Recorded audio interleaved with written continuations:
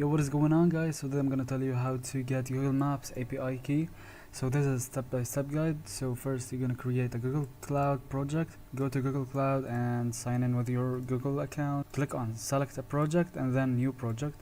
Enter project name. Now you're gonna enable APIs and services. Click create. Now enable the Google Maps API. In the slide bar, navigate to the APIs and services dashboard. Search for the Google Maps JavaScript API, this one. You're gonna click on the result. When you see this, click the enable button and there you go. Repeat this process for any Google Maps API you need, places, API directions, API, whatever. Create an API key, navigate to APIs and services, click on credentials, click on create credentials and then API key. Just like this, you're gonna choose web API key or Android key depending on your platform. You can enter the name of your API key and click create. Restrict your API. To improve security, you're gonna restrict your API key by setting an application restrictions, example HTTP refers, IP addresses, etc.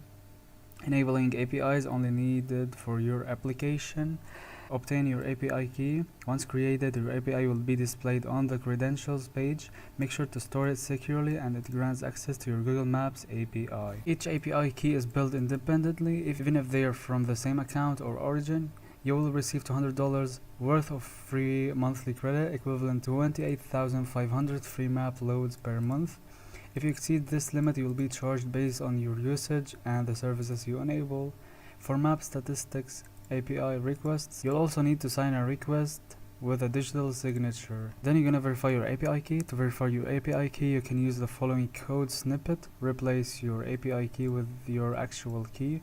I'm gonna have it in the description down below, so you're gonna copy it and paste it. And yeah, that is basically it. You have now obtained your API and that is it.